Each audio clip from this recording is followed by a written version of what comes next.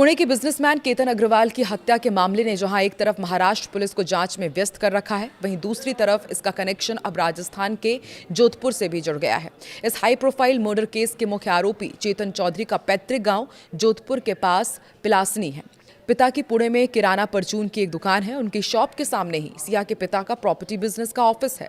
चेतन सिया के कॉलेज में पढ़ता था। सिया पिता के ऑफिस आती जाती रहती थी और इसी दौरान वो चेतन के संपर्क में आई। नमस्कार, मैं हूं आकांक्षा और आप देख रहे हैं न्यूज़ 18 का डिजिटल प्लेटफॉर्म।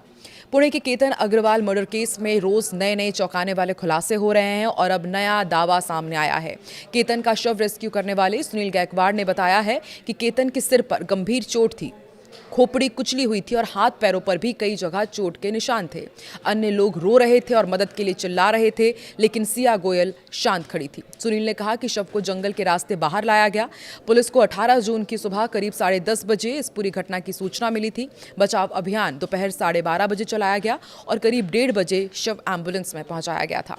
इधर पुलिस ने शुक्रवार को 10 घंटे तक सिया के भाई साहिल गोयल से पूछताछ की।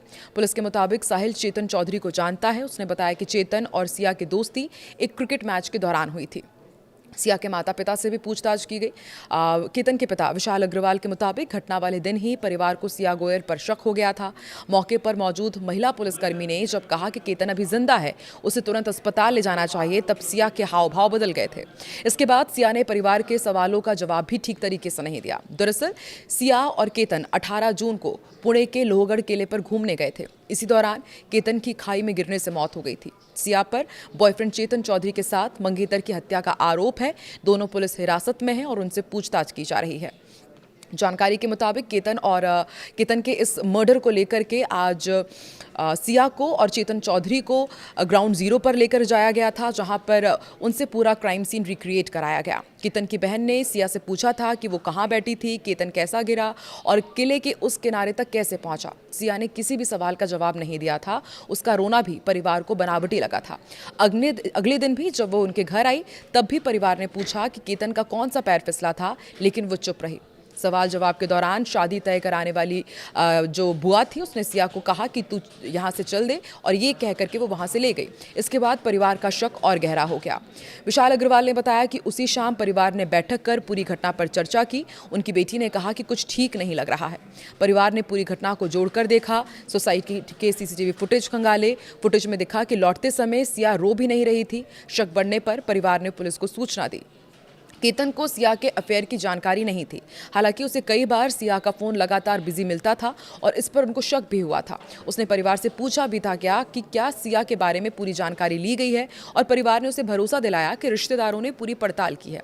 इसके बाद दोबारा इस मामले में बात नहीं हुई। उन्होंने कहा कि अगर सिया के अफेयर की जानकारी उनको होती तो ये रिश्ता कभी भी तय नहीं होता। पुलिस के मुताबिक आरोपी सिया गोयल और चेतन चौधरी ने हत्या से पहले और बाद में अपने मोबाइल की चैट हिस्ट्री भी डिलीट कर दी थी। दोनों ने साइकिल बिन भी खाली कर दिया था। डेटा रिकवर करने के लिए दोनों के मोबाइल फॉरेंसिक लैब भेजे गए हैं। पुलिस ने सिया के कॉल रिकॉर्ड खंगाले। इसमें एक मोबाइल नंबर पर जनवरी से केतन की हत्या वाले दिन सुबह 7 बजे तक सिया ने 2004 कॉल में करीब 338 घंटे बातचीत की थी, यानी कि दोनों रोज करीब 11 कॉल्स में 2 घंटे बात करते थे। ये नंबर पुणे के ही एक और व्यापारी परिवार के लड़के चेतन चौधरी का था। चेतन का घर पुणे के उसी इलाके में था जहां सिया के पिता का ऑफिस है। पुलिस के मुताबिक पूछताछ में सिया ने बताया कि उसे केतन का विग लगाना और हकलाना पसंद नहीं था। इसी वजह से उसने हत्या की साजिश रची। हालांकि केतन के पिता के मुताबिक शादी तय होने से पहले ही सिया और उसके परिवार को केतन के विग के बारे में पूरी जानकारी दे दी गई थी। अब ये भी मामला सामने आ रहा है कि सिया और चेतन से जो पूछताछ की जा रही है, उसमें दोनों एक दूसरे पर आरोप लगा रहे हैं कि सिया के कहने पर चेतन ने मर्डर किया और चेतन के कहने पर सिया ने इस पूरे साजिश को अंजाम दिया। आपको क्या लगता है, जांच कहां तक पहुंचेगी और कब तक केतन अग्रवाल के परिवार को इंसाफ मिलेगा? कमेंट सेक्शन में जरूर बताएं।